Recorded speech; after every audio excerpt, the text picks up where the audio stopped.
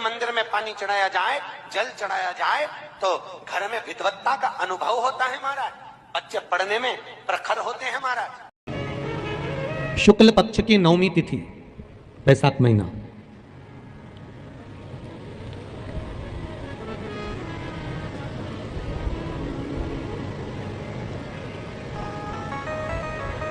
पीला चंदन घिसकर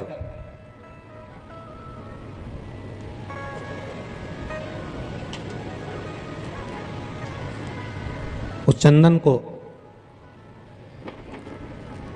एक सुंदर पीपल का कोमल पत्ता, कोमल पत्ता मतलब एकदम, एक तो पीपल का होता है कड़ला पत्ता, एकदम कड़क हो जाता है, और एकदम होता है कोमल पत्ता। उस पीपल के कोमल पत्ते पर पीला चंदन घिसकर, जो वो चंदन होता है, उस चंदन को घिसकर उस चंदन को उस पत्ते पर रख लें। और महाराज उस पत्ते को मध्याह्न के समय पर, जैसे जब सुबह के समय पर सारी पूजन हो जाए, अर्चना हो जाए, भगवान शिव के मंदिरों में जल समर्पित हो जाए, उसके बाद में जब बाबा एकदम आनंद में विराजे हों, तब जहाँ शिवलिंग रखा होता है,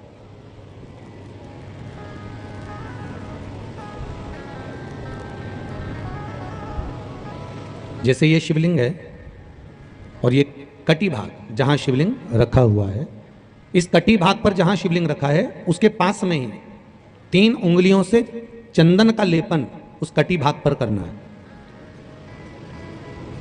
जो उंगलियां लगी रहेगी उसी को अशोक सुंदरी वाली जगह पर स्पर्श करना है, और अशोक सुंदरी वाली जगह पर स्पर्श कर कर कुछ देर तक चंदन लगे रहने देना है। उसके बाद में उस चंदन को वापस निकाल कर लेकर आना है, कटी भाग पर जो लगाया गया है उसको भी निकाल कर वापस लेकर आना है।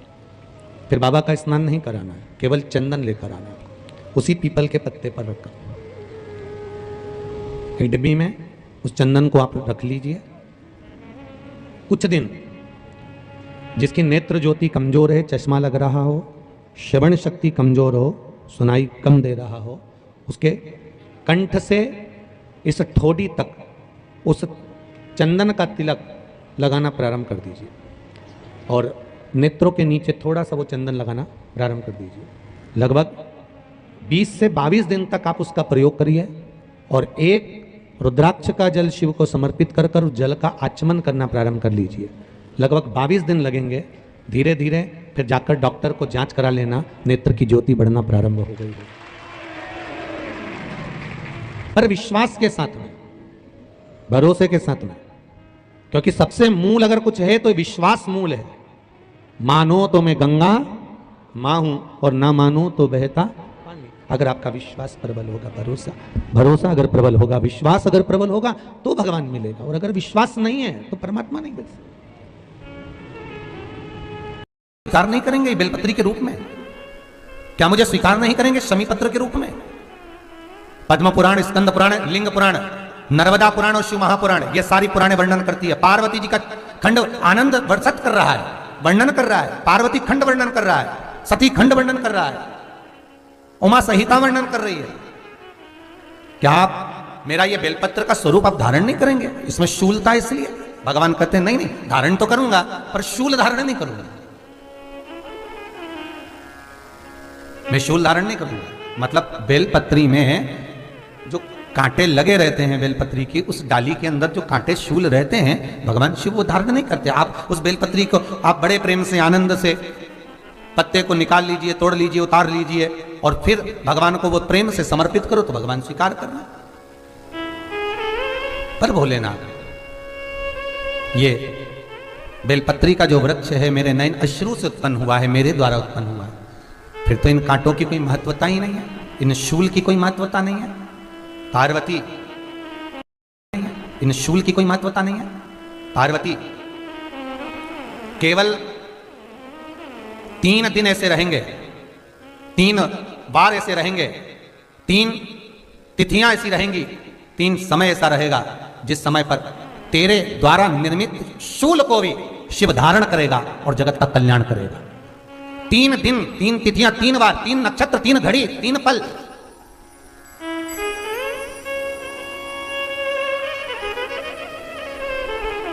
जिसमें बाबा शूल भी धारण करते हैं, और शूल अकेले धारण नहीं करते महाराज। जो धतूरा होता है ना, दर्शन करें धतूरे के कांटे कांटे सा होता है धतूरा, तो वो धतूरे के साथ में बाबा शूल धारण करते हैं, बेलपत्री के शूल को। ये बहुत बहुत आनंदमय कथा है महाराज जी। जिसके जीवन में हमेशा कांटे ही मिले हैं। बेटी बड़ी हुई तो घर में मायके में दुख देखा, और मायके से गई ससुराल में तो ससुराल में दुख देखा। ससुराल में भी दुख देखने के बाद में भी पति को बहुत कुछ काम खुलवाया, बहुत धंधे खुलवाए, नौकरी लगवाई, और वो पति बार बार छोड़ कर आ गया, बार बार तकलीफ भोग रहा है, बार बार कष्ट भोग रहा है। फिर थोड़े दिन काम करता है, थोड़े दिन छूट जाता है, फिर व्यापार में बढ़ता है, फिर छूट जाता है, फिर कोई दुकान खुलवाई, थोड़े दिन अच्छी चली, फिर वापस वहीं घर पर आकर बैठ गया। अर्थात उसके जीवन में वो शूलता चल रही है। तो बाबा देवाधिदेव महादेव कहते हैं, ये 3 घड़ी 3 पल 3 नक्षत्र 3 समय 3 दिन में जो शूल मुझे समर्पित करता है, उसके जीवन से मैं शूल हटा देता हूं। वो 3 दिन लिखे स्कंद पुराण।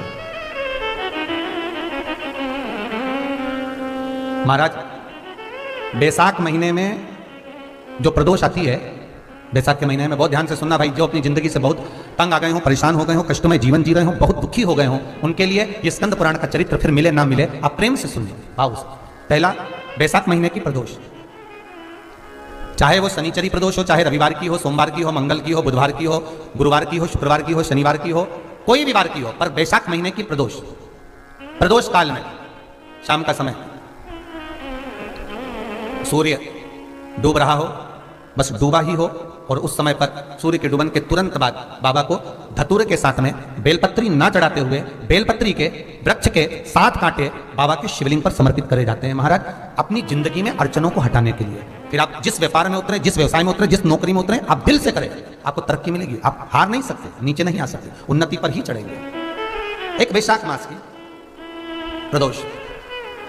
दूसरा, शिवरात्रि के दिन मध्याह्न का समय महाराज, जो बड़ी शिवरात्रि होती है माघ की, बड़ी शिवरात्रि के अंतर्गत मध्याह्न का समय, दोपहर के ठीक 12 बजे,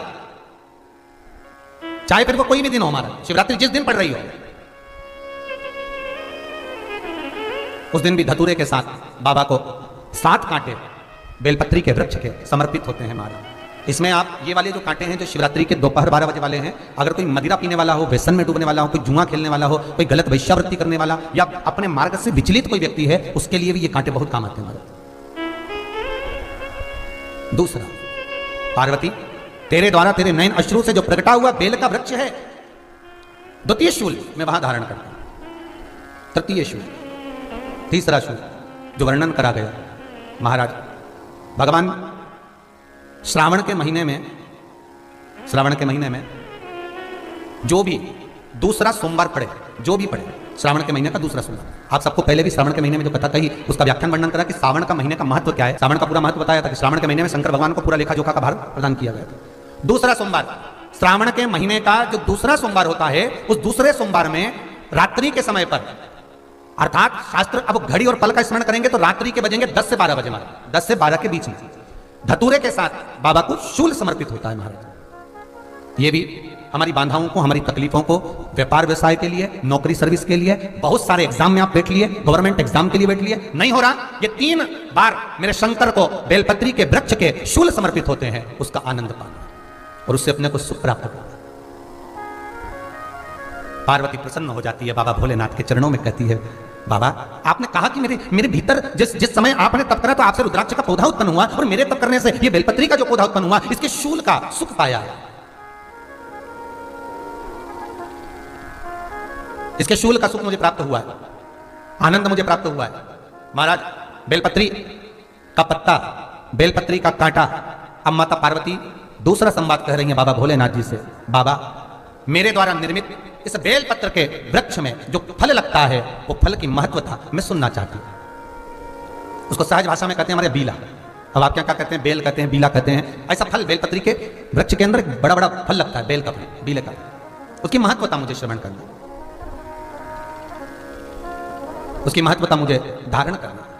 महाराज, भगवान काशी विश्वनाथ, भगवान शंकर आनंद में विराजमान है, काशी नगरी है बाबा की, सुंदर बाबा मेरे काशी में, आनंद वन में, नंदन वन में सुख पा रहे हैं, बैठे हैं। पार्वती फिर बात करी, आपने मुझे शूल की महत्वता कही है, पर उस शूल की महत्वता के साथ मुझे उस बेलपत्र का, जो बेलपत्र का पौधा मेरे नयन शुरू से प्रकट हुआ है, मेरी तप साधना से प्रकट हुआ है, और ये बेलपत्री का पौधा, ये रुद्राक्ष का पौधा, ये समी का पौधा कोई साधारण नहीं है महाराज। शास्त्र कहता है हजारों हजार वर्ष तक मां जगत जननी जगदम्बा माता पार्वती और बाबा भोलेनाथ दोनों तप मुद्रा में डूबे, दोनों साधना में डूबे, तब जाकर ये बेलपत्री का वृक्ष हमें प्राप्त हुआ।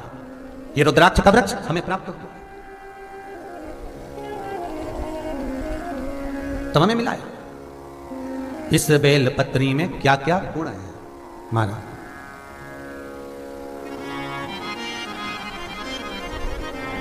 तो कहा बाबा को पाने के लिए, विश्वनाथ को मिलने के लिए ये बेलपत्री मूल है, बेलपत्र मूल है।